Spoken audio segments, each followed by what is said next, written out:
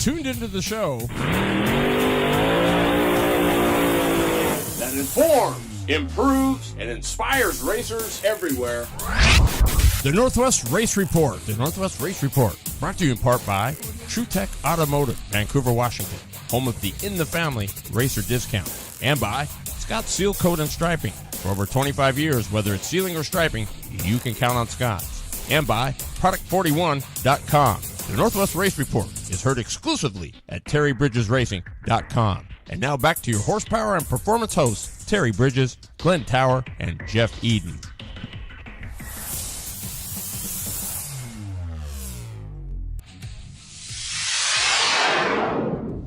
Oh, what is going on, racers? And welcome to another edition of the Northwest Race Report. Tonight, I am super excited. Our guest tonight, for the whole show, we're going to give him a few to maybe call in here, is Randy Ransom, who is the head chemist and tire guru and owner, actually, of Track Tack Tire Products. So, I don't know, that's, but first, I am your horsepower and performance host, Terry Bridges.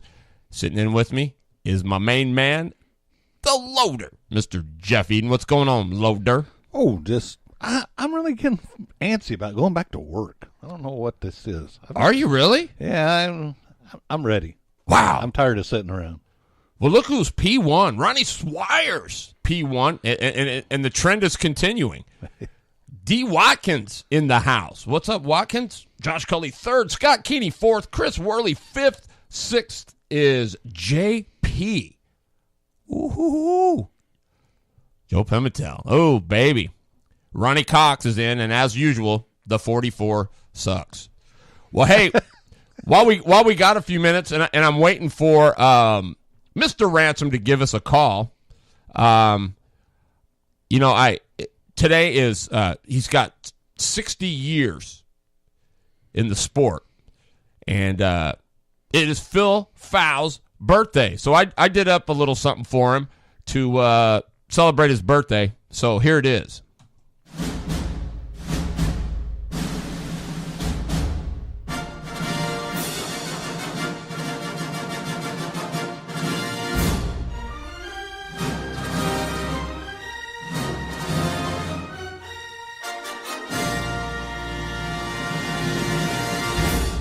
Hey, old-timer. Someone told me it was your birthday. And around here, I like to celebrate vintage stuff. So I'm going to sing you a little song. Happy birthday to you. Happy birthday to you. Happy birthday, dear crusty-ass dinosaur watching blue pill popping old fart. Happy birthday to you.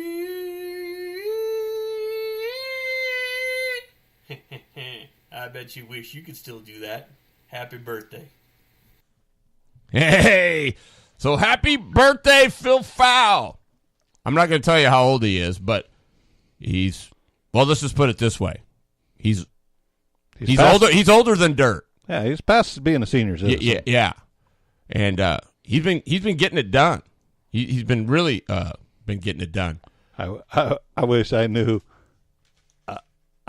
a little minuscule of what he knows. Yeah, he's forgotten more than probably most will ever know.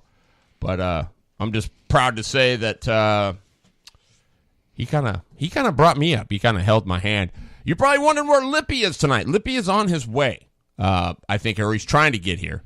He's had some changes, and just if you can imagine this, I get a call from Mike Michelson, Double M, and his dad goes into the hospital for shortness of breath. I mean, it's like, give me a break, would you? Would somebody just give me a break? You know, I mean, it's what a bummer. Mikey just chimed on, wanting to know what's up, racer. So, he's on, but I'm just saying, the just say a prayer for the guy.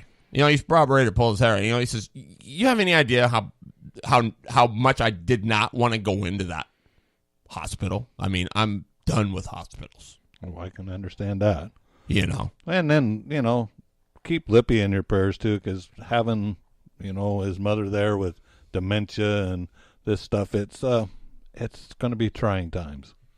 You betcha. So, yeah, we're, and I don't know. Hopefully, Randy didn't forget. I hope he didn't. I sent him a message yesterday. And so hopefully he's going to be here tonight. Wouldn't that just be a bummer? Well, no, we're going to think positive. But, hey, this weekend, by the way, Sunday or Saturday was freaking off the chain. Kevin Janders wins his third light race at 206 light race at Salem. Phil Fowl wins another one back-to-back. I mean, he was, awesome. Lippy was fifth. Lippy ran good. But here's the talk. So we get there, and Rossmeyer is in Kevin Bridges' 5.0 machine. And he's killing it. I mean, killing it. He looks, I'm saying, I'm looking at that, and I'm saying, you know what? If he runs like this, he's going to be a player. He is going to be a player. I seen the video on the practice on Friday night, and I was, whoa. He's going to be a player Yeah. if he runs like that. Now, they made a tire choice in the main event that did not behoove him, and it looked like he was maybe overdriving the car. But, and the tires they were on those Cobras. They were, I don't know, they weren't even, they must have been pretty good. He liked them. But they did make a tire choice in the main, and he did not look very good. Passanante went on to win it. Chris and Ricky Worley were there. My goodness. Those two guys are going to be players. This is going to be, they've all been really competitive, right? But I'm here to tell you, Loader, the Worleys for the first time there this year, they just basically got their carts done. I think Ricky had a problem with the pipe, but we got it welded up, and Justin Beard did some stuff for him. But, man, those cats ran good. They ran really good. And so it's going to be the BK is going to be super, super killer. So you start adding Berg and, Diotti and the Worleys and Rossmeyer and that thing of Brit. I'm not kidding. He ran a 10-2 was his quick lap, which is, whoa. That's as close to what fast time was last year. I think it was a 10-125 or something. So that's putting them up and laying them down. You bet it is. You bet it is. And I'm going to tell you, Chris Hatch wins the sumo race in a race, dude. You couldn't keep up with everything. There was stuff going on everywhere, and guys were going here, there, this. He and Swires takes off, and he wins the second heat on a move on the outside of Hatch for the win. And I don't know if you guys saw the video that we talked about, but I'm telling you what, man, it was Ronnie Swires. All I know is he practiced what he preaches. And I'm telling you, he is a driver. He is a driver. No doubt about it. It sounded like him and Hatch had a spirited battle. But, that just shows you how good Chris Hatch is, because there was a lot going on there at the end, and he got passed for the lead. But what's he do? He keeps his cool. He keeps all collected up, and he goes right back, boom, and he snatches it back, and he goes on. That's how good Chris Hatch is. Yeah. He really is a good wheel. And what makes him so good is he's just so, his strategies are always so good. He never really gets out of shape. He never really panics. He just, because there was, most guys, there was a lot going on at the end of that thing for the win. Green got by him, and then, Smart, and he just like a cucumber, boom, just handles it. So cool as. Yeah. So we're going to see Randy Ransom going to be our guest tonight. I'm going to actually give him a buzz. So while we're doing that, I'm going to take this time to get in a quick ad from TrueTech. You check your shop list, you check off things on your racing to-do list, and you constantly check your micron at the racetrack. But what about when that little check engine light comes on in your car, truck, or tow vehicle? Do you check that or just ignore it? Most can't be bothered, but there is nothing worse than breaking down on the way to a big race or vacation getaway. It's time to start treating and checking your car, truck, or tow rig the right way with a visit to True Tech Automotive for a preventative maintenance service before it costs you more than that big race or vacation getaway you're looking forward to. With 10 service bays, Napa certified car care technicians, along with award-winning customer service, True Tech gives you one less thing you have to check. Get it done right the first time with the right parts at the right price. And how's this for right? Use the discount code NWRR and receive True Tech's In the Family Racer discount of 25% off all preventative maintenance and vehicle repairs. Just another way, True Tech has been helping their customers keep their vehicles in check since 2008. True Tech Automotive, 6900 Highway 99, Suite A, Vancouver, Washington. Open 8 to 5, Monday through Friday, 360-571-2302.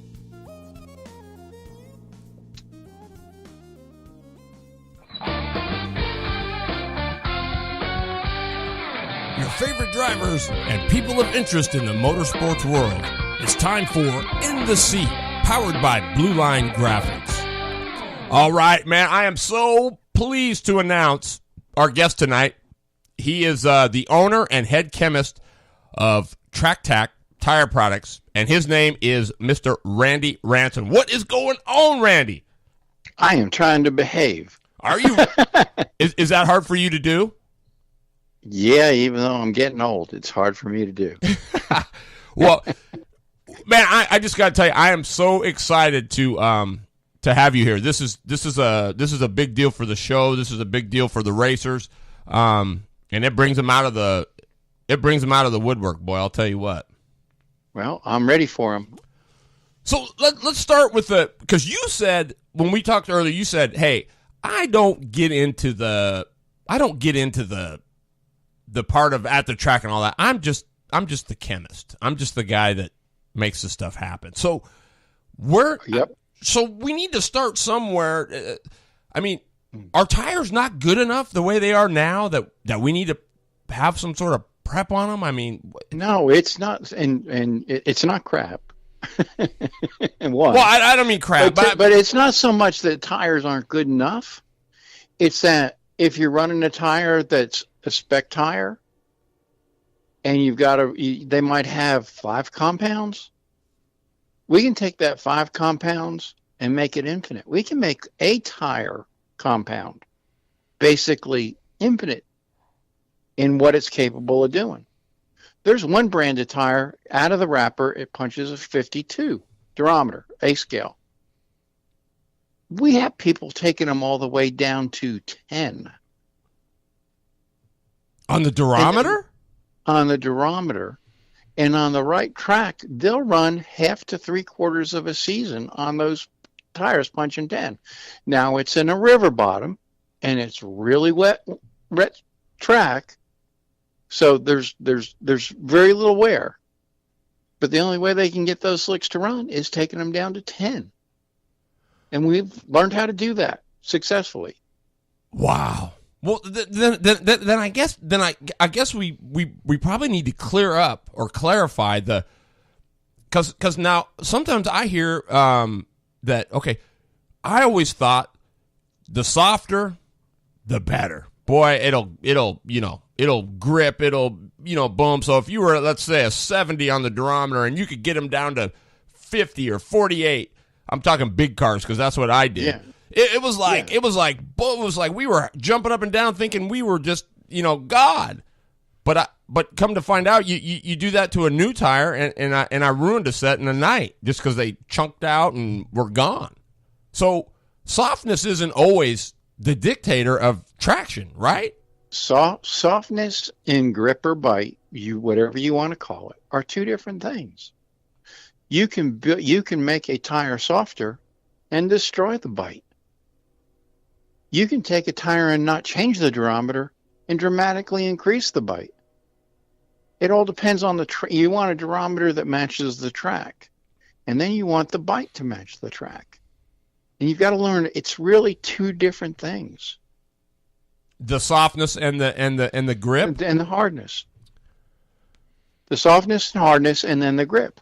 It's two different things. The very first year we were in business, we went to PRI up in Indianapolis.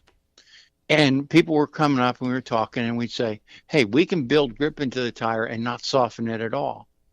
And we get this strange look, like, you guys don't know what you're talking about. Like the deer in the headlights.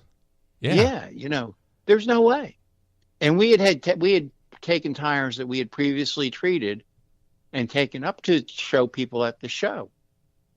And we had half the tire treated with something that just built bite, and the other half of the tire just not touching it. And we'd hand people the durometer, and they'd check the durometer and see. Let's say, this one tire, we were messing around a lot at the time with Burris 55s, and we had Burris 55s that were punching like 62. And on one side, you put your hand on it, and it felt like a piece of glass. And on the other side, you go to put your hand on it and slide it across, and it wouldn't move. And people were like, how'd you do that? I said, it's not so much how we did it, it's the fact that you can do it. You've got to remember that the hardness of the tire and the bite of the tire are two mutually exclusive things. And you got to figure out what durometer you need, and that's going to be dependent on the condition of the track. What we have learned over the years is a soft track needs a softer tire. A hard track needs a harder tire. But you still need to build bite into the tire. And that's part of the reason why one of our products is so popular, the black sand.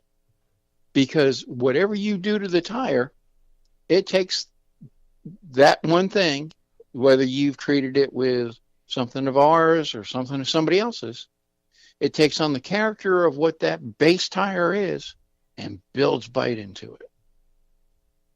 Wow. And that's the reason why there's I would venture probably 90% of the people that race, even if they hate all of our products, are going to have a can of black sand because they know that's one thing they can put on. It won't get them in trouble, and it'll build bite. Wow. So, so you mean to tell me, so in other words, I'm hearing this right. So now sidewall stiffness is, I guess, important to a degree, right? So sure it is, but and when you talk about sidewall stiffness, there's a lot of people that like. Let's use Burris as an example. I'm sort of partial to Burris because they're an American-made tire.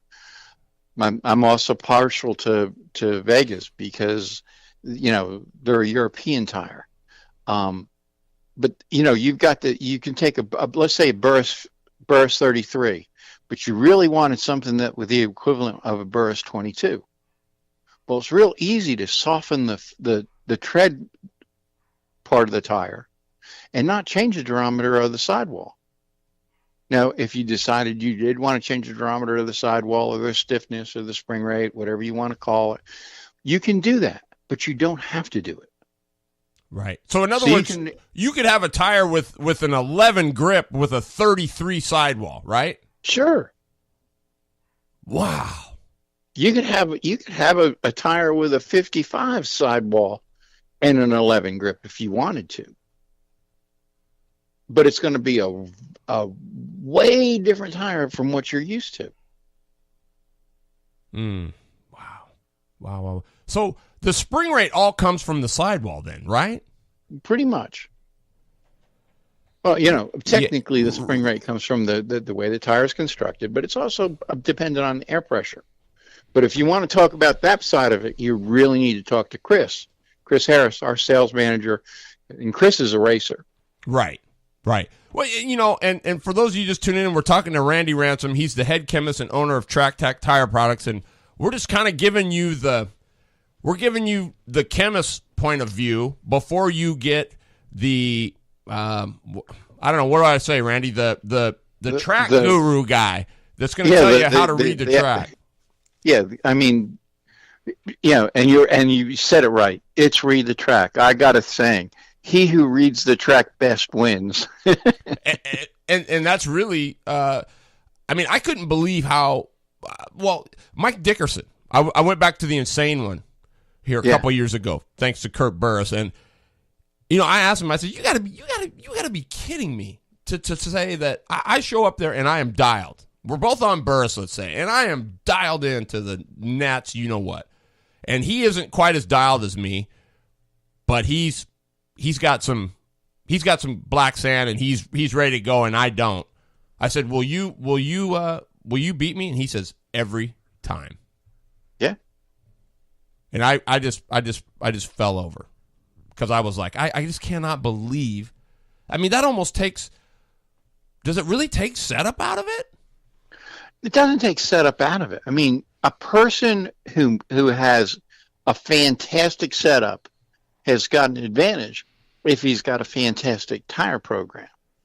But a person who's at the track and missed his setup a little bit, but got a perfect tire program, versus a person who's got the perfect setup, but not a great tire program, the person with a tire program is probably going to be the one to win. Wow. That's insane. I mean, that's just crazy to me. That's just crazy. And it's more important on the flat carts, because there's no suspension. Your suspension is the flex of the chassis and the tires. Wow. And you got to keep that in mind. Wow. Yeah. A few years back, they had on History Channel, they had Madhouse, and it was Bowman Gray Stadium. Well, Bowman Gray Stadium is in my hometown. And the guy was talking, and one guy said, "Well, man, all I can afford is rebuilt shocks. All I can afford is rebuilt shocks." And I remember this one show, and he said, "I'm not going to do well because I got rebuilt shocks. I know that guy's going to have brand new shocks." And they had the camera and the guy out in front. He said, "He's got brand new shocks." And they came out of a turn, and he just slingshotted out of the turn. And I said to myself, it wasn't the brand new shocks that got him.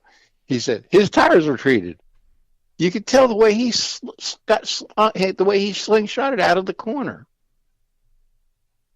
Which brings another whole area. What you do to the inside versus what you do to the outside of the tire. Now, so obviously you're not going to put black sand inside a tire, right? Absolute waste of time. Well, not an absolute waste of time, but you're wasting a lot of the value of black sand because the main component that really provides all the grip with black sand actually has more affinity for the tire cord than it does the rubber. So you apply it to the inside, and it's going to want to go to the tire cord right at the inside of the tire. You can see the tire cord through the rubber. Boy, I guess this is my first time really, everybody's got on their different bandwagon. Some are for it, some are against it, some, don't even know. But, man, this is a science all in of itself. Yeah. And it is a science. That's part of it. It is a science. People say, when I got involved in it, people said, oh, no, it's an art. And I had never been to a racetrack. And I said, I think it's a science. I just got to figure out what the science is. Wow. And luckily, it really was a science. And it was such a science that the federal government was nice enough to issue me 2 patents on what we make. Wow. That's Everything impressive. we make is covered by 2 patents. And now we're expanding out. We're going to be expanding out using similar technology for rock climbing shoes to enhance the bite of the shoe, and to enhance the bite of shoes on a basketball court, or to enhance the bite of shoes on a track, oval track and field, right? To enhance the bite of shoes on a marathon. The Holy Grail. They keep on talking about the Holy Grail for a marathon race is 2 hours. If they can get under 2 hours, that's like unbelievable. Well, I was sitting talking to the people at, let me see, it was Adidas, and they said, well, if we need to be able to make the shoe lighter, but we're at the limit. We just can't make it lighter. And I said, what if the sole of the shoe lasted better and maintained the grip through the whole race? And he said, oh, well, that make a big difference. And I said, well, I'm willing to talk to you as soon as my next patent gets issued. And because we already know we can do it to car tires. We already know we can do it to go-kart tires. We do it to tractor, people that race tractors, the whole, people that race motorcycles, people on drag strips, the whole 9 yards. So if we can do that, maybe we can take it and then go one step further. But I'm just trying to understand. I mean, a shoe loses grip when you run? Yeah. You're wearing it out. I guess it's heavier. A lighter shoe, and they're trying to get tenths of an ounce out of a shoe so the runner doesn't for a marathon. Correct. They're trying to get tenths of an ounce out of a shoe so he doesn't get as tired as quickly. Less rotating weight. So wild, huh? It is. I'm stunned. I mean, Ben Taft chimed in. I don't know if you're seeing it, but he says we were on Max's at the Northeast Divisional, and I don't know if they must have been punching 55 to 60 because that's what he's got here. He says we were on Max's at the Northeast Divisional, 55-60. Ben, I'm not sure what you meant by that, but clarify that so we can give it to the man. Well, what about, okay, let me say, so let's just say, let's take a dwarf car tire, like the Hoosier DOTs that you run, and they're like a treaded tire. Yeah, the bad thing about DOT tire is it's a radial in all probability, and it puts you at a disadvantage. When I started talking about treating the inside versus the outside, you really don't want to risk treating a DOT or a radial tire from the inside. Because unless you are really, really, really, really times 10 careful, you can cause the actual plies of the tire to slip because of the way they're laid in, which is very hard, virtually impossible to do when you've got something that's a bias ply because of the way they overlap. Interesting. I see. Does the steel cords in the road tire also make a big difference? I missed you. Say that again at the mic. So does the steel radial tires, the steel wrapped in there, does that make it harder?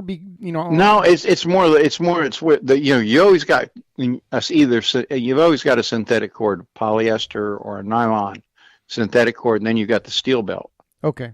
But it's the slipping of the polyester or the nylon cord or the aramid cord, because you just don't want that to happen. Mm-hmm.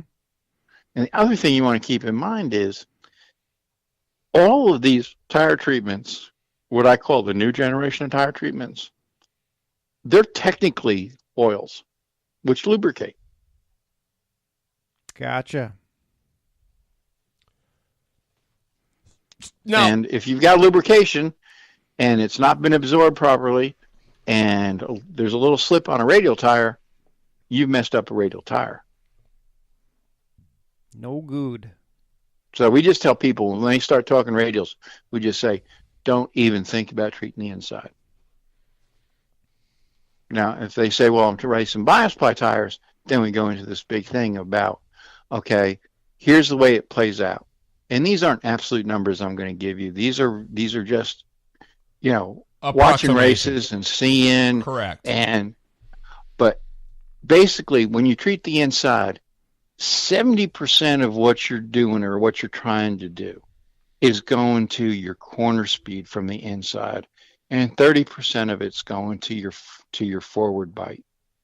What you do to the outside is the reverse. 70% of what you do to the outside is your forward bite, 30% is going towards your corner speed. When you get the inside done correctly, and I'm sure you've seen people, it looks like they are a slingshot out of the turn 3 out of turn 2 or out of turn 4. Well, that's the tire stretching and snapping back, just like a slingshot. You stretch the the rubber and release it. And if you treat it properly, you get that slingshot effect. And if you don't treat it properly, the tire's dead coming out of the corner. And I'm sure you've seen people come out of the corner and they were absolutely dead. So is that inside treatment, is that allowing that stretch to go further then?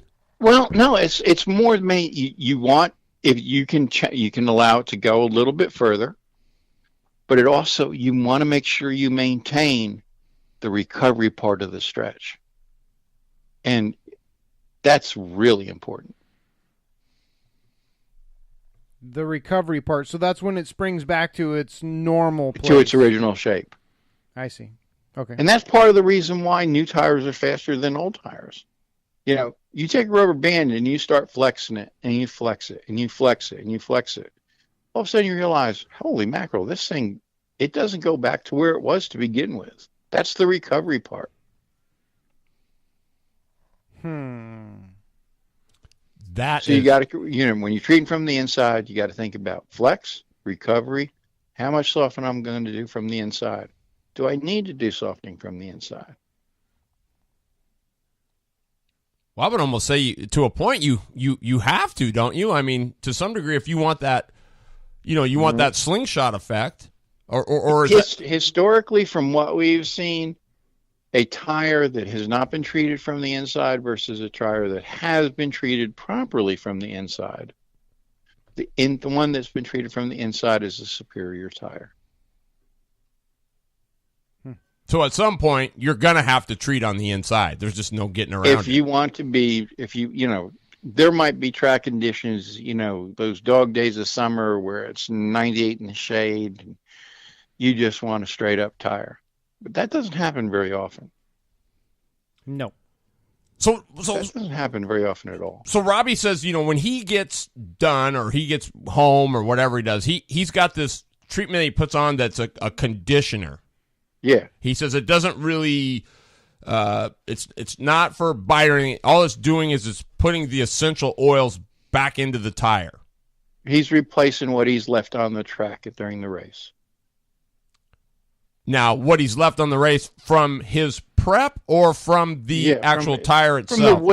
From the wear, and a drier track's going to have a tendency to pull some of it out of the tire. And you want to keep the surface as fresh as possible. That's the reason why go-kart racers, as soon as they come off the track, they wash the tires and they do something to treat them. And it's more to maintain that freshness on the surface. So that conditioner, you make that too as well, correct? Oh yeah, we make a couple different conditioners for different applications. So let's talk about that. What conditioner? So for us around here, let's just say we're not gonna. It might be below 45 degrees in January for that big BK race. Okay, if you're below 45 degrees, the one thing you don't want to do is use BTGP Red on the outside of the tire. People are in love with BTGP Red down south. In the first year we made it, everybody was great until we hit late September. And we had some evenings where the temperature dropped below 50. And they lost all their bite. People were calling me up, what the heck happened? And it didn't take me long to figure it out. What happened is there is one component in BTGP Red that crystallizes. Now, crystallizing in a chemical is what other people refer to as ice if it were water. So the chemical that was building the bite and softening the tire turned to ice, for lack of a better term. And they lost all their grip. Wow. Interesting. So you don't want to use red, BTGP Red, on the outside of a tire if the temperature drops below 50. If you've got tires that are already treated with red, put 2 or 3 coats of grape on top of it to cover it, to sort of push that down deeper into the tire so you maintain your bite if you get into a situation where your temperature is dropping. So the grape is something you want to use below 50 degrees then? Grape is real popular. There's 2 places where grape's popular. People run in Vegas like red and grape as a tire treatment for the yellow Vegas. And it's very, very popular. People up in Minnesota where they're racing, I mean, in really cold weather, want the grape because they can use it inside. They can use it outside. It dries reasonably fast, even if it's cold. And you don't have to worry about those issues that you've got to worry about with the red. And there's a lot more days where it gets below 50 sometime during the day up in Minnesota than there are down in North Carolina or South Carolina. For sure. So now grape and the red, those are we talking conditioners now? Well, you can use the grape and red as a conditioner. When we first came out with the grape, people were using it as a pre-race wipe. They were using the red as a pre-race wipe. There's no, let me back up a little bit. When you're treating a tire, there's no one right answer. There's a whole bunch of right answers. You just got to figure out which one's the most right. and I totally get that. But so for the sake of, I mean, for us boneheads that don't have a clue, so like, say, obviously you're not going to treat, are you going to treat a brand new tire? Say you get stickers. Are you going to do anything to that? Chris does. Okay. And Chris is considered pretty competent when treating tires. Yeah, you think? And I can say, and a bunch of other people's names that they probably shoot me for saying it because I know what they do. But some really hot racers treat stickers. Now, you've always got that situation where it's a different day, hot, whatever, and you say, I can't get anything to buy. I'm just going to try a sticker. And occasionally that works. Yeah, I agree. Again, going back to there's never one right answer. No, and I think every region and every track is different too. I mean, Sure. It's definitely not a cookie cutter type of thing, and that's why you have so many products as well, because some things work differently, in different areas. So I agree. So there's 4 or 5 products. Once you get into a region, Chris can tell you 4 or 5 products that can get you through 95% of the situations you're going to run into. Mm-hmm. Probably more consistently 4. If you're up in Ben Taft's area, the 4 products he might use won't be the exact same 4 products that you're going to use down in South Carolina or North Carolina. Or they're not going to be the same products in those 2 areas, what you're going to use in North Florida or what you're going to use in South Florida. Yeah. But there's going to be some products that are common to all areas. Well, hey, Randy, Ronnie Swires from Product41.com asked, this might be a stupid question, but what classes will this really apply to? UAS, the Yamaha class? I mean, I know we can't treat in 206, but pretty much anybody, any class that you're racing in, if it's not illegal, this will apply to, correct? Yeah. Oh, yeah, I agree. Absolutely. I mean, rubber's rubber. He just said the magic word. It's all rubber. Mm-hmm. Yeah. People call me up and say, hey, I got a tire and I was told it was mostly synthetic rubber. There's very little natural rubber, or it's mostly natural rubber. The important thing is it's rubber. Now, you've got some things that early on they tried to make an economy tire, and it was based on a, quote, urethane rubber rather than a latex rubber. Latex rubber, I don't care what tire it is, it's going to do basically the same thing. But when you move into the urethane rubbers, you really don't want to soften those, because softening them does really weird things to the way the tire performs. And I can tell you the urethane rubber, the most common one is the EL. That's the reason why you always say, oh, you don't want to soften the EL. You just want to build by it or do whatever. Interesting. I have a question. You said a little while back the new generation. preps that we have now. And can you kind of explain that? Is it? I've heard Yeah. that they did change it because they just tried taking some of the harmful stuff out. Is that true or? Well, that's what we're known for. What the harmful stuff or taking it away? Getting it out. Okay. I mean, in both of the patents that have been issued, the preamble was one of our objectives was to get rid of the extremely harmful chemicals and figure ways around having to use those. Gotcha. Now, you never hear me say intentionally the word safe, but I will use safer. Safer. Good choice.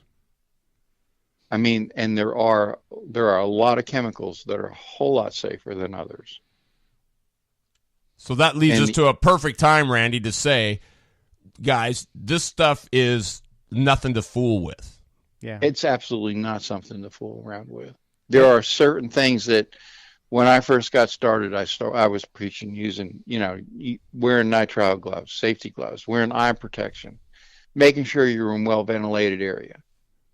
And I was watching people that were in the back of their trailer with the doors closed and torching tires and seeing this smoke being involved. And you could barely see the person in the back of the trailer because of the smoke. And they were just breathing that smoke. Well, here's the bad part. If one of those chemicals happened to be goat pee, methylnaphthalene, gold prep, one of the byproducts of the combustion is a neurotoxin. So in that white smoke that's coming off of goat pee is a neurotoxin. And I can tell you all kinds of stories. Yeah. So for those that don't know what a neurotoxin is, what is it? It kills nerves. Yeah. It's bad stuff. It's bad stuff. It, All of the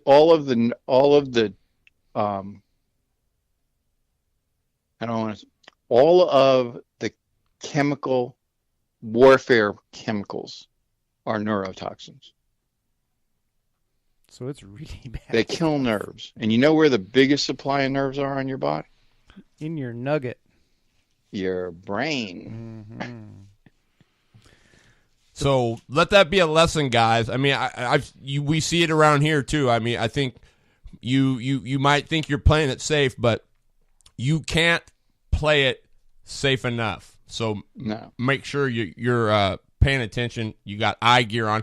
What'd you tell me, Randy? You spent the first 12 years or whatever just preaching so that people would wear eye protection and gloves? Gloves and keeping the doors open and not do it in the back of the trailer where everything was sealed up. And, have a fan blowing on them. See, guys, just because it doesn't happen to you right now, it doesn't mean that it's not going to happen 15 years down the road when maybe this stuff actually takes an effect. Yeah, somewhere That's down the right. line it can. So It's a matter of, is it an acute problem, which means it happens instantly, or is it a chronic problem? A chronic problem is something that can take a long time to develop. And you said something about headaches, and guys were going, "Yeah, man." When we introduced the BTGP Red, okay, people were saying, "Well, it's decent. It's not a direct replacement for goat pee, but there's a lot of places where we can use it to replace goat pee." And I was sitting in a car shop, and one guy came in and he didn't know who I was. And he was talking to the guy behind the counter at the car shop, and he said, "Hey, does that red really work?" And he said, "Yeah, it does. But you know what's even more important?" He said, "When you use goat pee, do you get headaches, diarrhea, feel nauseated? If you race on Saturday, is that the way you feel on Sunday and Monday?" The guy said, "Yeah." He said, "Then try it. With me, it stopped." That's one of the first things Chris told me. One of the stipulations with Chris when we hired him to be our sales manager was he couldn't use goat pee anymore at the track because I thought it was dangerous, not because it was a competitive product. Because, I can go buy goat pee. I can use it to make products.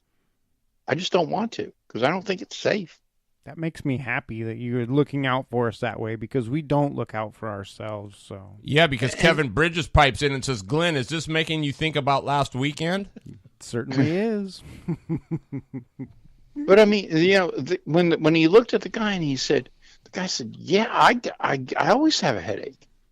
Mm-hmm. Chris said to me, "I always have a headache after." I always attributed it to being, dehydrated and stuff. And I looked at Chris and I said, "When it was 50 degrees outside, you were dehydrated." And he said, "Well, one thing I do know is I don't have that druggy, headachy, Hangover. nausea, diarrhea. It's hangover. Yeah. That's your body trying to purge the poisons." Mm-hmm. For sure. Not to mention having a fan blow on stuff, it does help it dry out a little faster, and you don't have to wait as long to mount it back up. So that's even a better thing to do. Well, the question I got is these guys use these hot boxes. Does that affect any way that that chemical gets into that? I would prefer somebody to use a hot box as opposed to an open flame. All these things, all of them, are flammable or combustible. In a hot box, that's not as big a worry as it is if you're using an open flame. Okay, well, I just was wondering with that hot box, does the chemical does it disperse more to where you're going to smell it if you're around it, or that? No, I mean that's why you close the lid, but you still want to have it well ventilated because there's going to be vapor.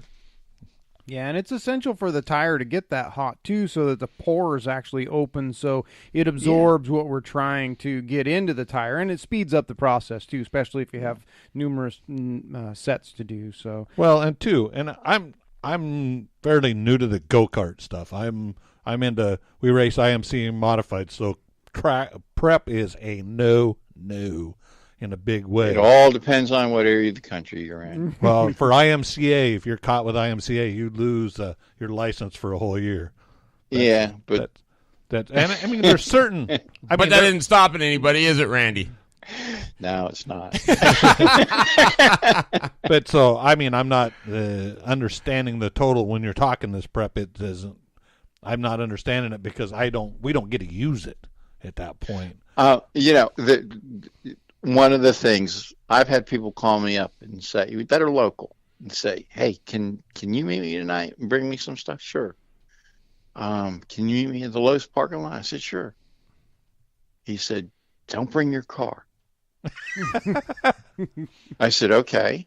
How am I supposed And he to said, "If there's because the cars at the time, my car was Chris is driving it now, but it's wrapped and it says Track Tack all over it." And I said, "Okay, I can bring a car that there's no identification on it." He said, "If there's anybody sitting in the parking lot, just drive on and we'll meet another time." And we've got customers that say, "Look, I want you to send it to my wife's shop over in the next town." Okay, why? And he said, "Well, all the UPS drivers around where I am race too." And they say, "I don't want them to know we got stuff from you." Well, then now does your stuff, like, say, where they do the sniffer on the test, like when you open it up and you can smell that stuff? Does that? It all depends on which product you use. yeah, some are undetectable. We got two products that are classified by EPA and OSHA as zero VOC, volatile organic compounds. Well, if it's zero VOC, that means nothing's evaporating. If it's not evaporating, you can't smell it. So smell is evaporation, basically? Smell is the evaporation of a chemical and that has an odor. Right. Yeah. So if it's And not it depends on, if you're a dog, you can smell a lot more things than a human. Mm-hmm. By a long ways, like 150 times. I mean, it's crazy. We need a dog sniffing tire dog. Here's what I always tell people. They said they're going to bring dogs to sniff our tires. And I said, if they do that, The dog will be dead.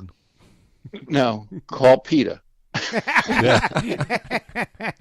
and tell them what they're going to use these dogs for, and they'll shut down. And PETA will shut down. And they have been known to shut down the track too. Wow.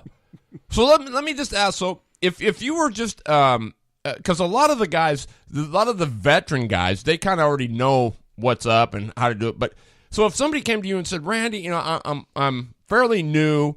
I'm a little bit behind because I don't really, haven't really done it. I'm just getting started, but I'm wanting to take my stuff to the next level, and I know you got to do this. Would there be some products that you would say, you know what, overall, in general, if you're just getting started, you're wanting to learn, you need these three. I take these three. Well, here's what you the do. first thing Chris is going to ask is, where are you racing? Mm-hmm. What kind of track are you racing on? Because if you're racing on a dirt track in Pennsylvania or a dirt track in New York, it's not the same as racing on red clay in North Carolina and South Carolina and Georgia. So basically you have to find out what the dirt is made of? Well, you need to know an idea of what the track is like, and we got a good handle on all the different go-kart tracks in different parts of the country.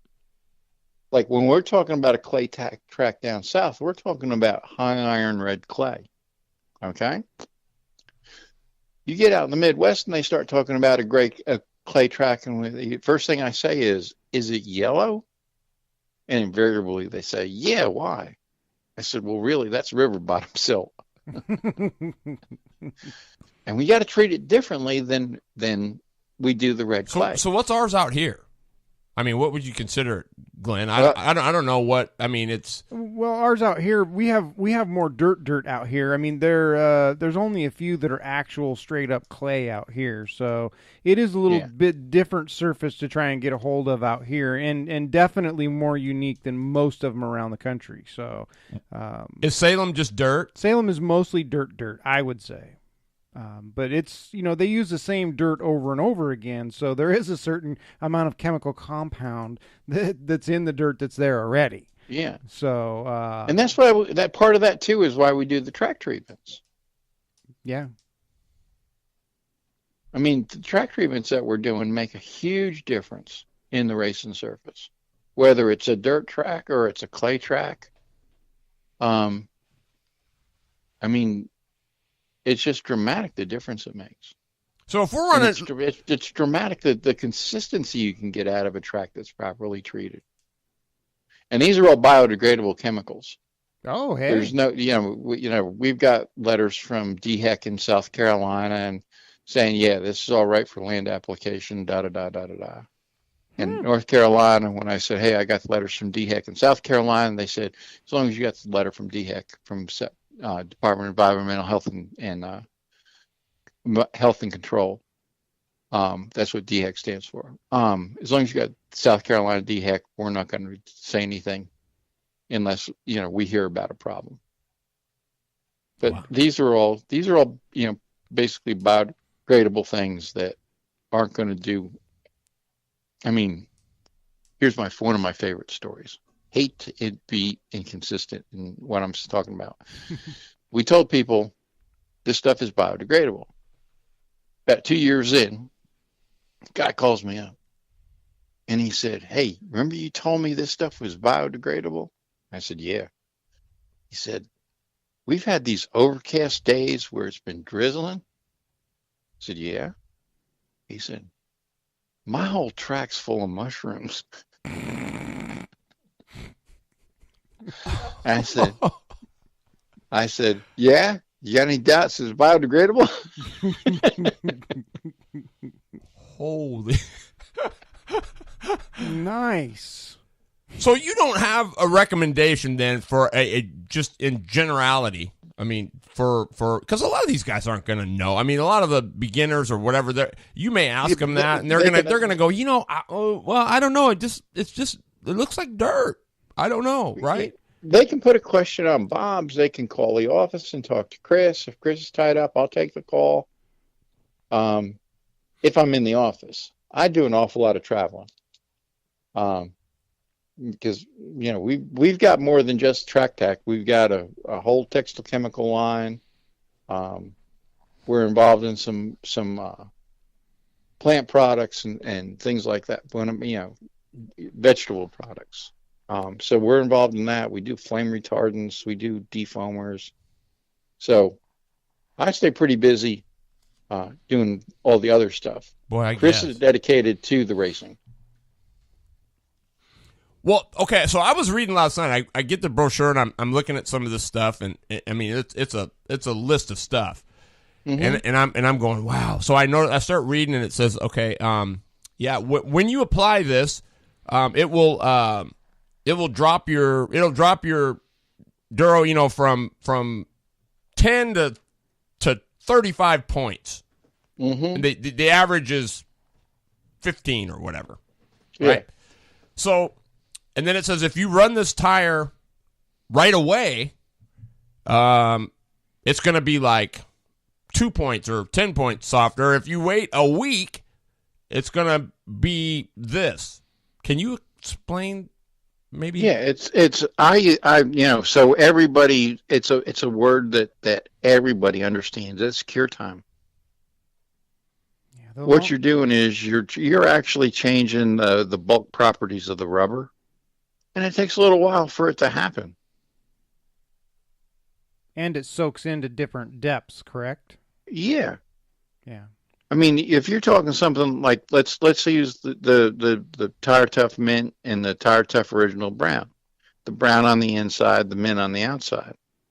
Both of those are slow moving, huge molecules. That's the reason why they're both 0 VOC. I tell people, put them on a tire and don't even think about using that tire unless you got at least 10 days. And I got people that say, hey, I used it that night and it was great. And I said, that's really good, but don't count on that happening every time. Because it needs its cure time. Yeah, because there were some that said, the Friday the week before. Yeah. Do this, and then as you come up on it, wow. That's so let's talk about below 45 degrees. What if we're in the 30s? What if we're 36, 38, 34? We're not freezing, but we're dang close to it. A tire with the base of probably grape, using the amount of grape that you want to get a durometer where you want it to be, given the cold conditions. At the track, if you've got a good base, you can cut the black sand with products. There's a couple different products you can cut black sand with. Our Quick Dry, Dennis Lambert's Clear, products like that, where it will cut the black sand and not separate. And you can cut it in half, and it'll actually accelerate how quickly it penetrates the rubber. And what you're really doing is the Quick Dry or the Clear or whatever penetrates the rubber really quickly. Is it just a carrier? And then it's got a real high vapor pressure. It wants to evaporate really quickly. Well, as it's evaporating, it's leaving a vacuum in the tire, and nature abhors a vacuum. So what it's doing is it's allowing air pressure to push that heavier, slower moving tire treatment down into the tire to take the place of the stuff that's evaporating. And if you've got a hot box, it even makes it faster. Wow. Lovely. Incredible. Now this stuff that you cut it with, Clear or what's his name? Dennis Lambert's Clear, our Quick Dry. Okay. And what are the contents of that? I mean, is that like a toluene or something or? No, ours is proprietary, but it falls within our guidelines. There's some components I know it's in Dennis Lambert's. It does a good job. It wouldn't be my first choice of a chemical, but I know it's a good product and it does and there's nothing that's going to be really harmful to the people long term. Gotcha. There's people that use Acrosol. That's what I was going to say. But the bad part about Acrosol is Acrosol and black sand don't like each other. Ah. It turns cloudy. And if it turns cloudy, it's going to separate. Now, it's not going to separate like, I mixed it and boom, it separates. I mixed it, I sent it over, I got my sponge or rag or whatever that I'm going to wipe it on the tire, set it over, and I come back 30 minutes later, and the top half is the Acrosol and the bottom half is the black sand. And then you got to shake it up really vigorously and then reuse it. More work. Wow. This is like, man, this is crazy. Well, Daryl Kelso asked, what if the track is using chemicals on the surface? Do you do anything different? No, I mean, if it's the stuff that we sell, and we sell it all over the nation, no, you're just going to have a better track. The reason why we did it was so racers would have a better, more consistent track, and the desire to use some of the more harmful chemicals would be minimized. Nice. I mean, if you got a great track, you don't need goat pee. Yeah. Mm-hmm. So give them a great track. And that was the whole idea behind that. They'll stop using it. That's a great theory. I like it. So with your track treatment stuff, is it just something that you add to, say, the water truck, or is it? Yeah, I mean, so it's concentrate. We got a conditioner for the track, and then we got the night before for the track. The conditioner, you mix 1 gallon per 1,000 gallons of water. We tell people to put on 1 gallon per 1/10 of a mile of track. Wow. And you want to do that on like a Monday for a Saturday race. Then the Friday night treatment for a Saturday race, it's 1 gallon per 1,000 gallons of water. And you want to put on 1 gallon for every 1/10 of a mile. If you're going to use what the Friday night treatment is called SP3. You're going to use the SP3. You can if you use calcium, you can cut the amount of calcium that you normally use probably in half. Oh. So it winds up paying for itself in the savings in calcium. For sure. It also renders the calcium not completely non-corrosive, but it greatly reduces the corrosive properties of the calcium. Oh, man. When I say calcium, I'm talking about calcium chloride. Right. That everybody, when they're talking about calcium on the track, they're talking about calcium chloride. Right. The stuff that turns everything rusty. You're right. Well, Kevin, calcium chloride is so aggressive, it will rust a stainless steel tanker. Wow. That is corrosive. We've got tanks that are 316 stainless in the plant, and we made a product for a long time for a company that went at it. We weren't responsible. It was the competition from China. We made a product for a long time that we had to add special chemicals to keep it from rusting 316 stainless. Wow. Well, Kevin Bridges asks, how does AT2 compare to Quick Dry? Quite completely different chemicals. That's the only thing I can say.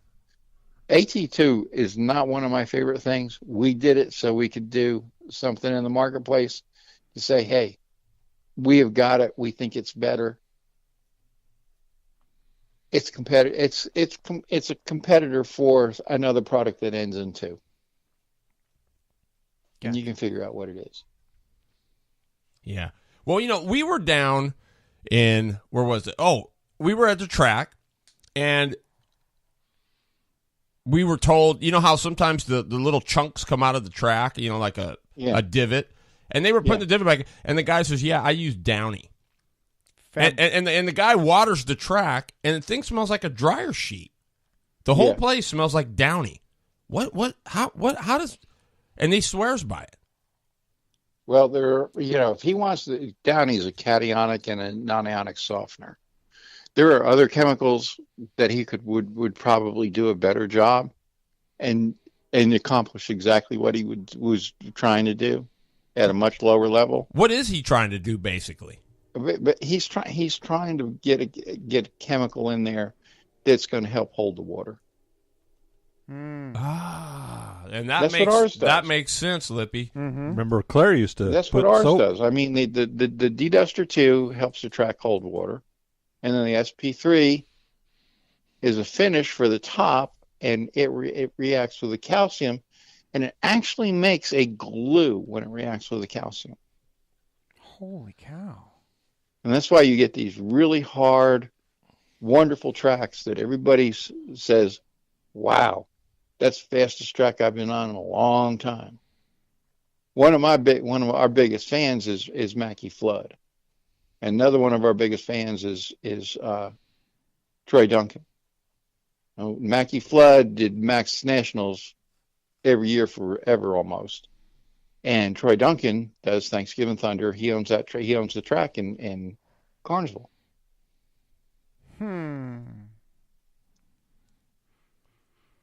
Pretty intense. For sure. A lot to soak up. Holy moly. I mean, we're like, you know what? We might as well be in the Stone Ages out here. We are so far behind. It's crazy. I mean, absolutely crazy. So, how would you like to be in a situation 12 years ago when you're saying, hey, man, I got all this great stuff, and my company's name is Applied Textile Technologies, and I got something that's going to be great. And they look at you like you just fell off a pumpkin truck. Yeah, who are you? What do you mean, Applied Textile Technologies, and you got something that's going to be great and make me race faster? yes. So Applied Textile Technologies became ATTL Products. And now when somebody says, what does ATTL stand for? It stands for Ain't This the Life.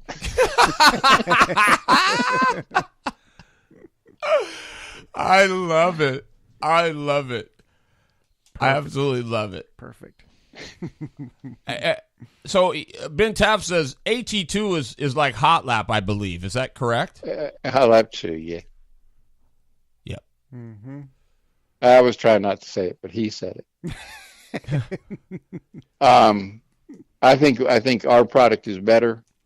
I know that there's a lot of people that use one of the two as a base, and we've probably got a greater percentage using the AT2 than the percentage that are using the Hot Lap 2 as the base for their products. Yeah, I think Hot Lap 2 is probably going out in the karting world. It's still pretty big in the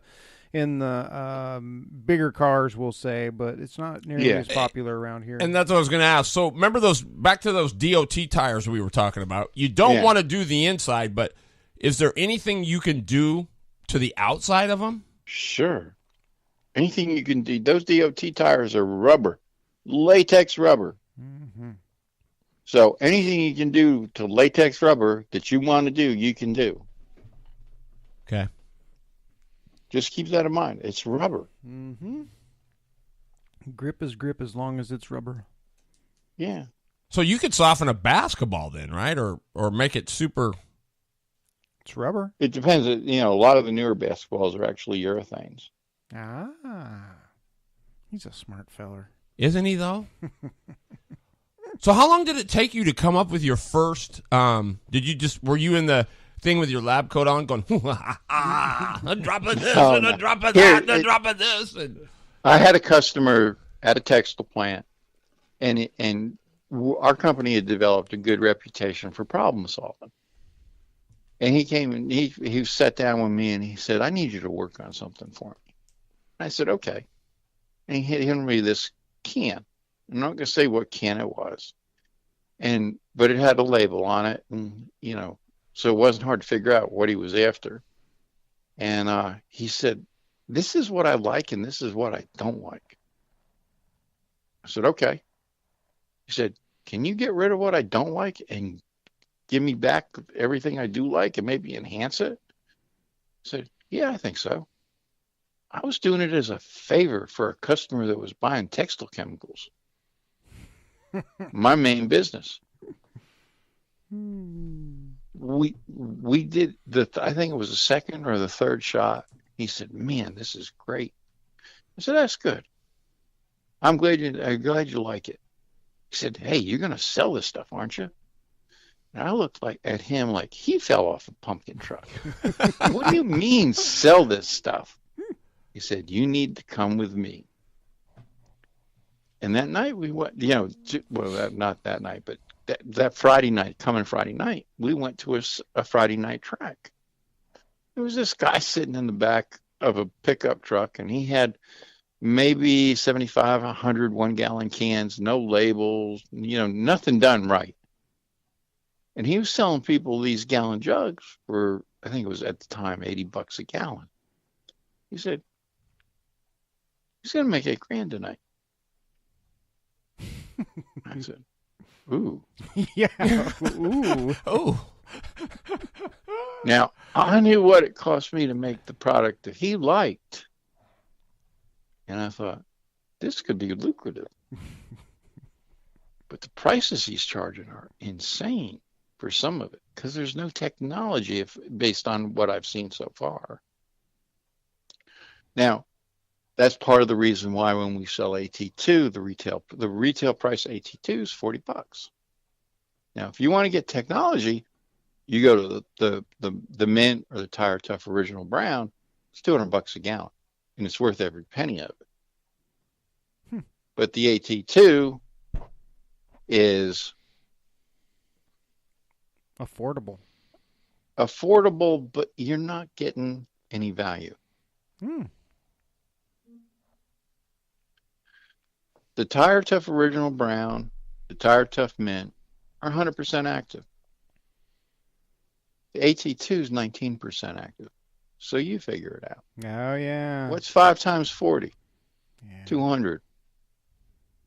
What's the other 80%? Not doing you any good. Which you're better off with. well, Daryl Kelso asked, do you use mint in your preps? It used to be an often used conditioner. I mean, we use there are some components of mint that are, we don't take a finished product and mix it in to make a new finished product. We start from scratch. True chemist. You're not just a mixologist. No. Well, I thought that's what a chemist was a mixologist. No, that's a bartender's a mixologist. Oh, okay. No. So you mean there's some of the raw materials that we actually make in-house. Yeah, he starts from scratch with a lot of his. So you don't use an old bathtub and an oar out of a boat? No, we've got like stainless steel mixers that are either air driven or electric driven. We've got tanks that'll hold up to. I saw you make gallons. up a million liquid gallons a month, right? Is what you can make, or some crazy amount. Yeah, in theory, if we were still making textile chemicals, we could make 1 million gallons a month. Gee whiz. That's a lot of chemical. Well, before I lose it, because we got about 20 minutes, because you mentioned that Tire Tough stuff, and I was reading that, and the way I understood it was that stuff actually toughens up the tire. I mean, it actually, makes it tougher, helps it last longer. Yeah, it does. So if you were running on, say your oval track was more like concrete and it wasn't asphalt, or they had little patches in the corner, would that be where that stuff would help it? Here's where let me tell you the origin of the Tire Tough Original Brown. The first go around of the Yellow Vegas, and I think it was like 2006. They were great tires, and they were being pushed as tires that you didn't have to treat. Was that true? Well, we weren't convinced of it, but there was also another problem. The inside shoulder of the right rear tire wore quickly. So we said, well, let's see if we can't come up with something that helps out the durability of that inside shoulder. And that was the beginnings of the Tire Tough Original Brown. After we did the Tire Tough Original Brown, we did something that was for the inside. We did something for the outside. That was the Tire Tough Mint. And those are probably two of the more popular products for somebody who doesn't want to really soften a yellow Vega to be used on a yellow Vega. Now, people that really want to soften a yellow Vega, one of the preferred that we get a lot of feedback on is a 50-50 mix of red and grape inside and out. And then at the track, they'll use black sand to build. It'll take on the characteristics of the red grape mix, but build bite into it at the track. So really, the tough that you were saying, that's what you're treating at home before you get to the racetrack, right? You're doing conditioning. You call it conditioning, preparation at home, whatever you want to call it. And so basically, all you're doing is preparing the tire to be able to take whatever prep you're going to use at the track or abuse. Right. Or apply whatever it is. That's the start of a tire program. A tire program is, all right, I think I'm going to need this set of tires, this set of tires, and this set of tires. If I have this set of conditions, this set of conditions, and this set of conditions. And you try to get them ready for that. Wow. The reason why people like our products, that use our products, is if they get ready for it and they don't use them, they're not ruined. There's a lot of stuff. And you can see people use a really aggressive tire treatment and they go to the track, and if they don't get run, they still sell them on Monday. Because they know they'll never be fast again. Yeah. They'll be good enough for the Saturday night racer, but not for them to be competitive in a big money race. So say I have a tire and I didn't use your product, I used somebody else's product, and I've over-treated it. Now, do you make a product that basically cleans or discards, or can you save a tire you've over-prepped, or am I pretty much just over-prepped? Well, I always tell people, if you got a tire that you've over-prepped, turn it into your soft set. Yeah, this is good. I know some people, though, that have, we'll just say 8 sets of tires, and they all duro the same, regardless of what they are, or they're all duro because they've just over-prepped them. So, and most people say you can just throw them out in the weather for a couple years and that stuff will evaporate, and you may get lucky and you may not. And most of mine just end up being cracked and ugly, but that was first generation tire prep that did all that. So that's where I'm coming from on that. But the stuff we have nowadays, is there a way to clean your prep out of the tire? I mean, most of it, I guess, doesn't stay in there. So yeah, it's meant to stay in. Okay. It's meant to become a part of it.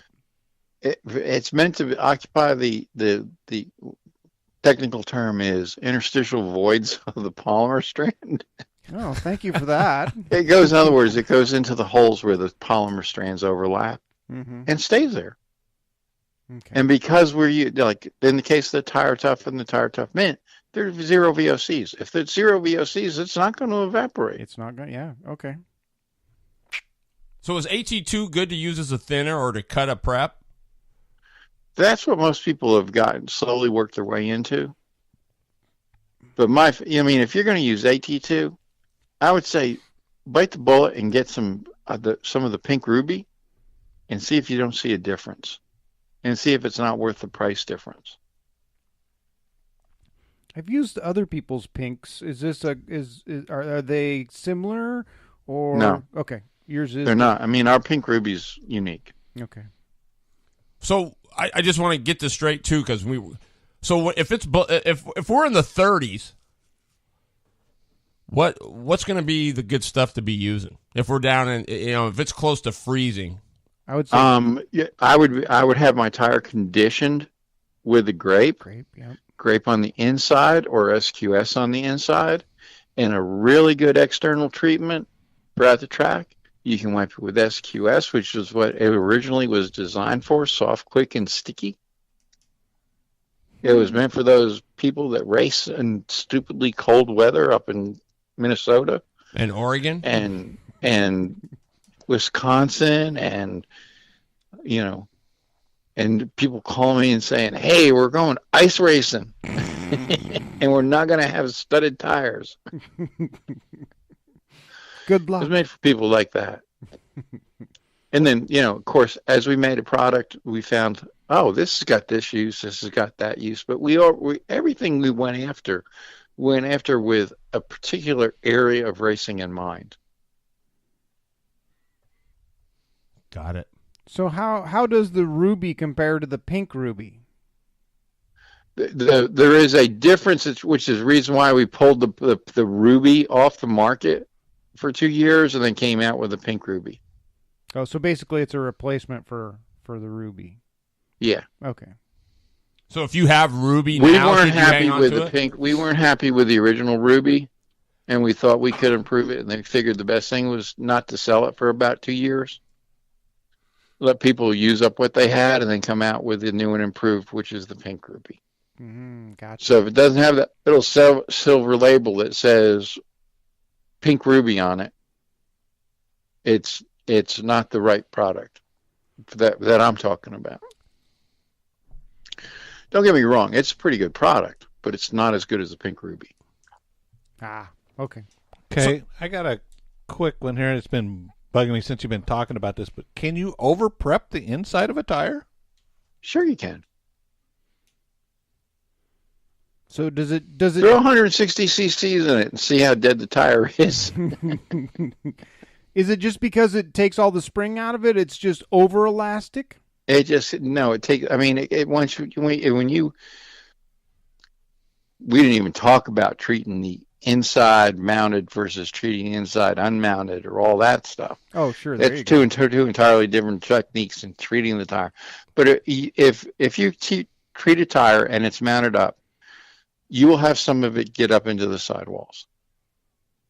The more you treat, the higher the volume that you use on the inside, the more you will get up in the sidewalls, unless you treat it from on an unmounted tire. And there's stuff in the brochure, I think, talking about using BBs to actually act as a paintbrush and paint the prep on the inside of the tire, but on the tread, and keeping it from running up the sidewalls. If you take a tire and mount it, and not mounted, put it on a tire roller, put tire treatment in it, and roll it, it will climb the sidewalls and come out of the tire from capillary action. Okay. And it's going to do the same thing if the tire is mounted or not. It's just that it's not going to come out of the tire because it's going to hit the rim and fall back in. Right.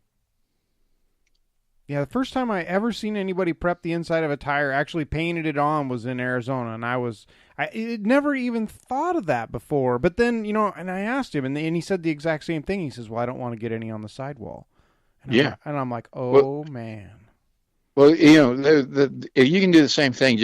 And you can call if you can't find it. I've got most of what was lost on Bob's in 2013. Oh. For the track tack thread, and we've gone back and forth whether or not to post it or repost it or not. There's some pages that are missing, but we had like 130, 140 pages on Bob. Wow. That was a treasure back then. Certainly was.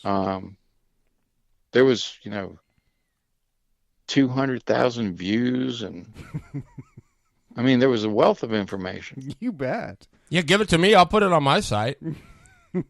You should. It is. The problem is, part of it's in PDF format, part of it's in Word. You don't worry about that. You let me figure that out. Just send it my way. Well, so I got my last question is, so here's what I want. I want, and I want to know if you can do this or not. I want some stuff that you paint on the tire. You go one lap, come in, put it on the stand, wait a few minutes, and then it'll tell you what it wants to be put on there. Can you do that? It's called Christopher C. You just need to bring him with you. Randy, are you still there? I think you floored him. Randy, are you still there? Nope. Oh, did I tick him off? I think you killed his phone. Either that or his battery ran dead. Yeah. Well, we're gonna assume that. I know, right, Ben Taft? I was like, oh gosh, I was just kidding. Good grief. Hey, I hope our goal here tonight was to. I was telling Loader, you know, we want to educate you guys so that you guys can. I mean, it was great. Robbie Yao gave his information, and so much of it, I'm sure, is right on and just following suit. But you know, I'm one of those guys where, you know, I want you guys to have the info. I want you guys to have the understanding, and then I want you guys to be able to make your own educated decisions on what you want to do and not have to worry and rely on one person or another person or this or that. So you can actually enough education that you can decide, you know what, wow, okay, I can do, because there's so many questions. And the bottom line is you're still going to have to experiment. You're still going to have to play around. There's still going to be some not losses, you know. I mean, well, not everyone's going to suit your style of driving or the way you do it, or what you want. Yeah. But the main thing is, you know, most everything tonight was, I mean, if you didn't take away nothing else from tonight's show, take away the fact that, dang it, get some gloves and wear eye protection and don't put yourself in that thing. There he is. Hey, Randy. Yeah. Boy, I said, I was only kidding. Everybody says, oh, boy, uh-oh. No, I mean, it just, I don't know, we lost connection. We thought maybe we talked your battery dead. No, I just lost connection. I made sure my battery was charged before we even got close to 9:30. Woo! Yeah. Gerald Kelso says, what a show, one of the best ever, until you hung up on the man. I didn't mean to. I know. I didn't mean to. No, it was us probably. Don't worry. It's okay. Yes, it would, Scott Keeney. I'm just going to go on a limb and say, yes, black sand would help your tires. Yes, I believe you're correct on that also. I would venture to say that 90% of the racers, no matter what they use, have got a can of black sand in their trailer. Or should have a can of black sand in their trailer.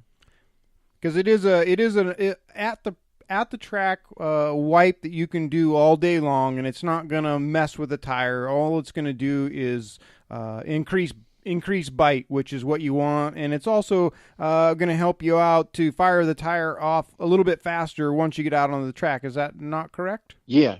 Okay. Well, Randy, here's what I told the guys while you were still trying to figure out what happened to our connection. But I said, you know, the bottom line here is, like you said, there is no right there's a wrong way, but there is no one right way. But man, if there's never one right way. If they're educated enough to make their own decisions, that's really what that's what I was after tonight, was for them to get some education from you. Then we'll go to Chris now that they kind of understand a little bit from what you said, and then from there, hopefully they can go out there and make their own decisions as to what they need to suit their style or whatever their track is or this or that. And if you want to do it with me again, you know, sometime in the future, just tell people have some questions and get them to me and give me a chance to think about them, and we'll do another show. I'd love to do that. I would love to do that. There's the invitation, folks. Start writing down your questions. Yeah, maybe that'll get through to them. We ask and it never happens. So maybe with you asking, we can set up another show, maybe even before the BK. So if you can hustle, get my questions. What's your email, Lippy? LIPPI6869 at Yahoo. You can check me out on Facebook too. My email's there. Or you just go to the Northwest Race Report Facebook page, put in these questions, and we will send them to Randy. He can think them over. If you got some real serious ones before that big BK event, let's have them. I'll send them to him, and maybe we can get another show set up before that, so you guys can get your questions answered. Randy, thank you. Yes. Thank you so much. Hey, thanks for the opportunity. Yeah, thanks for the opportunity. I know we rambled a lot, but it's okay. That's what we wanted. I mean, I wanted people to get to know where you're at and what you're doing, and you must love what you're doing. I do. Do you like going to the racetrack? Or is that just kind of to you? The first race I went to, I had to ask the guy how we did after watching the whole race. And he said, he said we lapped the field. And I said, is that good? Oh my goodness. Okay, well that answers that. Nice. Wow. I am much more of a I mean, I like being around the people. I don't like the heat of the summers at racetracks down south. Yeah. I don't like people losing their tempers at the tracks, and you see a lot of that. It's passion. I like seeing people that I really care about get really happy when they win. And that's what drives me. That's so cool. That is cool. Well, how about a book? Do you have a book in your future? I mean, no, because it changes. Well, that's true. It does. Well, that It makes changes too fast. I mean, think about how many iterations of just Maxxis tires we had last year Oh, God. and the year before. And so, are you always constantly adjusting your mixology to suit No, we're those? not. No, I mean, a formula is a formula, but we're telling people what to do, constantly telling people, oh, God, these tires came in and they're so oily, we got to do this. Or, these tires don't have enough oil in them. Let's do this to get the oil built up in them. Yeah, inconsistent in batches. Yeah. You're going to have to go into manufacturing tires now. That's all there is to it. No. Hey, we'll come out with a Northwest Race Report tire. That would be sweet. I love it. So, what about those Cobras? Have you messed with them really quick? Have you messed with those Cobra tires at all? No. Okay. Interesting. Well, Randy, my goodness, man. I'm sure we kept you up past your bedtime. Way. No, I'm very much a night person. Oh, good. Are you going to go back into the lab and work on some stuff? No, but I'll probably sit down on my computer and answer emails until 1:00. Wow. Well, I sure appreciate you thinking enough of us to take the time to want to do the show, man. It's been incredible. Hey, I appreciate the opportunity. Yeah. Like I said, I love seeing people win. I love seeing people get excited because they're in the middle of the pack. Our objective is, if you're back of the pack, move you to the middle. If you're in the middle, move you up near the top 5. If you're about to break into the top 5, break into the top 5. And if you've already broken into the top 5, get you some wins. There you go. There it is, people. I mean, you can't expect to be the back of the pack and move into the win, but No, you can move up. it's a process. So here's what you do, racers. You gather all that other off-brand stuff, you put it in a bucket, and you take it down to your nearest place where you can dispose of that chemical stuff, and you go and get some Track Tack products. That's what you do. And then you'll be all set to go. You'll certainly be a lot safer. Yeah. Well, Randy, can they email you anywhere if they do have some questions or want The to? best place to do it is go on Bob's in the Track Tack Help Provided, Okay. There you have it. and just post in that thread. I mean, it stays at the top in the tire section on Bob's 4Cycle. For a reason. Awesome. Stuff. And it's been there for 11 years. Even after, it was back up as a sticky at the very top. But, there's always information there. A lot of times Chris will go and answer questions down in other people's threads. But if you can get it in the Track Tech Help Provided thread, it's going to be documented better than if it's down. We wind up getting a lot of repeat questions, which Right. doesn't happen if we get it up in our own thread. Right on. Right. And it makes like a little Bible, we'll just call it, because I mean Yeah. it's everybody's questions, and if a lot of people just go in there and post, and if you do scroll down, you will probably find whatever your question is without even having to answer it. So if there's somebody else at your track that's wondering what you're doing, or you're trying to figure out what they're doing, just go in there and start looking. You'll probably find some answers. So The other thing I tell people is, don't ask me if I know somebody, because I don't. Even if I do. I don't, I don't want people to ask me what people specifically are doing. I've had people give me samples and say, "Will you analyze this?" And I said, "I can, but I won't." That's what makes you who you are, though. I mean, you're not willing to go there, so that's great. That's the way it should be anyway. Honestly. Yeah. I mean, if they've got something, then they've got something, and 9 times out of 10, we're involved in it somehow, either directly or indirectly anyway. And my philosophy is I can only sell it one time. Well, it's client privilege too. I mean, come on, people. It's not nice. Yeah. So I agree. Super. But we got a lot of people. We got people that we wish would use our product that won't. And then we got people that we're really proud of that we can't say anything about. And then do you have anybody that is on your stuff that you wish wasn't? Well, that's unfair. No, I know. I'm just kidding.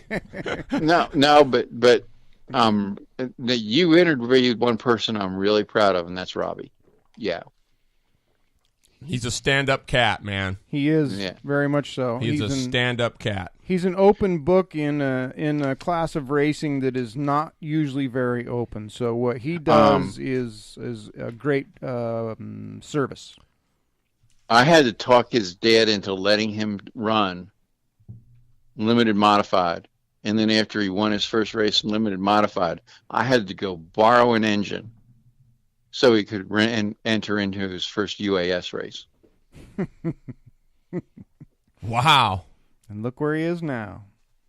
Well, they're both they're both great people. I mean, but I will tell you, Randy, there might be some lucrative stuff in the tire deal because here's what happened. I'm just gonna tell you this quick story, but so Mikey, I saw him we were down in Arizona, and I just took a picture of a tire I took from the side, right?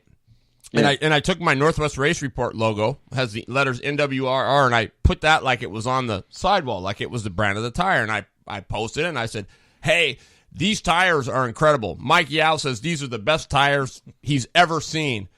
And so I get a call in the morning. He calls me up, and he says, "Terry, what are you doing?" I go, "What do you mean?" He says, "I've had about 7 or 8 or 9 or 10 people calling me up wanting to know where they can get these damn tires. And I don't know what to tell them."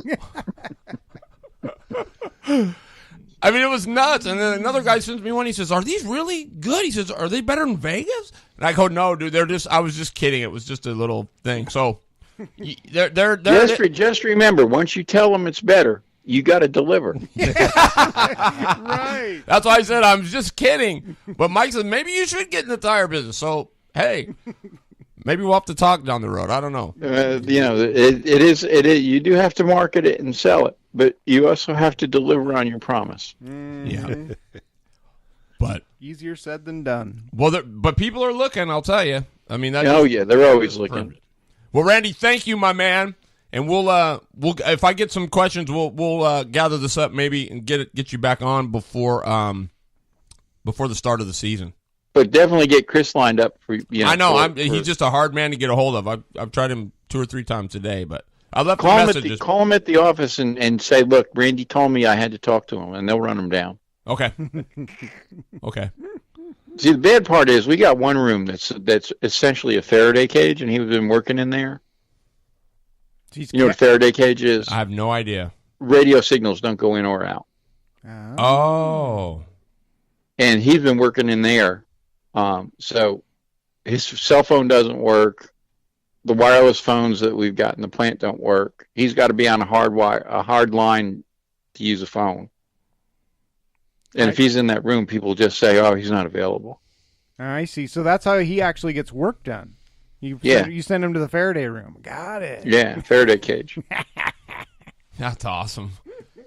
It wasn't intentional. But it just worked out that way. The room is a Faraday cage, because of the way we constructed it. A Faraday cage. Well, I learned something. Yeah, look it up. Google it. Yeah, I will do. GTS. Yeah. Faraday. FARADAYCAGES. Nice. Faraday's cage. Okay, I'll do that. Thank you, Randy.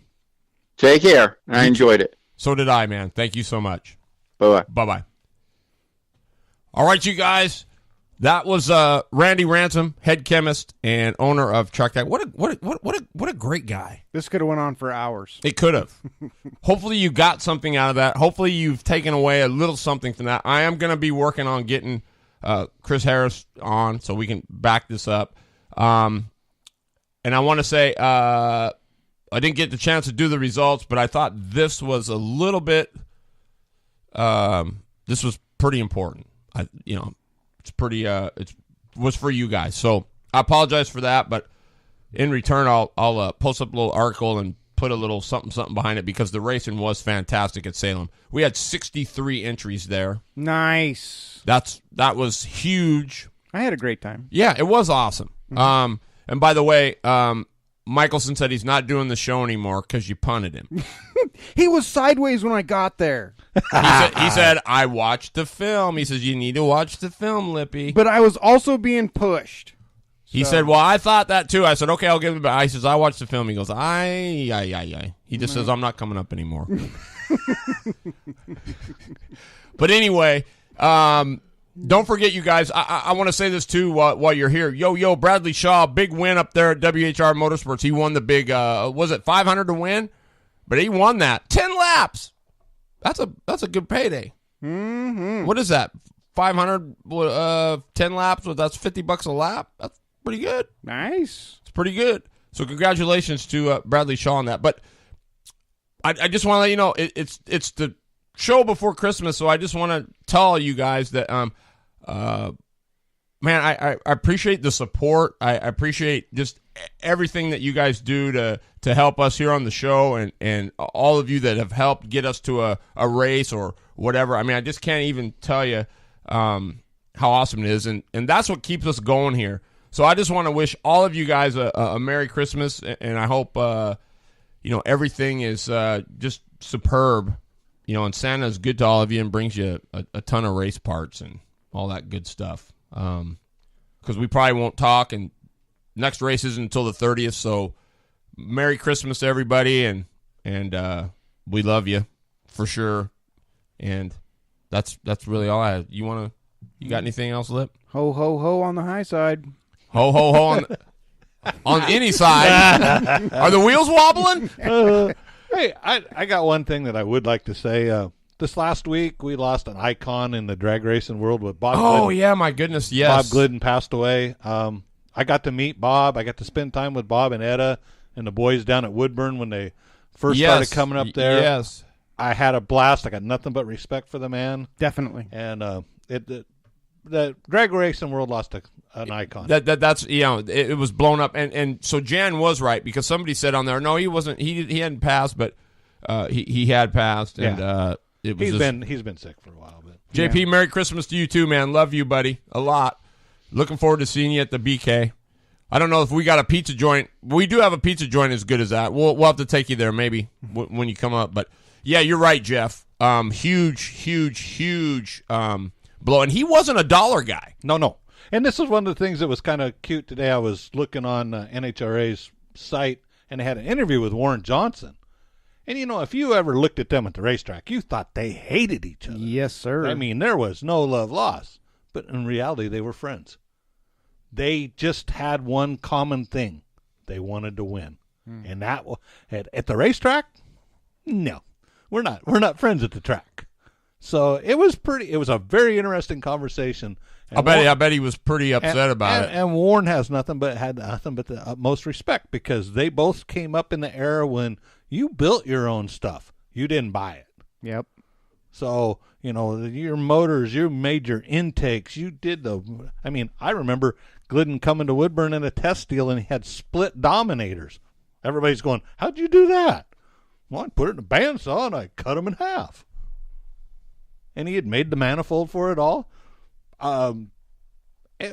Just innovation. Them two were probably the biggest innovators in pro stock that there ever was. Grumpy Jenkins, part of that. But, it just, we lost an icon. Yeah. Yes, we did. So I think they fueled each other. Oh, they did. Very much so. Yeah. Yep. So, Well, that's awesome. And again, happy birthday to the man, Mr. Phil Fow. Yes. If you look in the IKF manual, he's considered an expert in every class of karting, basically. He showed us why last weekend. And so, and I think he's 70 years old this year. So the man's still getting it done. And just a big happy birthday. Just impresses me to watch To him. Phil Fow, yeah. Oh, he's one of the greatest guys you ever want to meet, too. I mean, he's just Looks like he's out on a Sunday drive. Everybody behind him's all crossed up trying to catch him. Yep. He's been a great man. He's done a ton for the sport that I hope that someday the sport recognizes him for, because he is there's so many things that nobody knows that he basically invented. And hopefully someday, people come to realize that and give him the credit he deserves, because he deserves a lot. So, Merry Christmas, everybody. We'll be seeing you on the flip side, I hope. And don't forget, the 30th of December is the next. It's a second to last chance you get to go tune for the big BK coming up at the end of January. And don't forget, the week before. Actually, we're going to be, the week before, we're going to have the Rocket, Ronnie Cox, in the studio with us, so you won't want to miss that show. But we'll be back next week. Hopefully, I'll have Chris Harris here, but if not, we'll look forward to seeing you next week, everybody. We love you. Take care.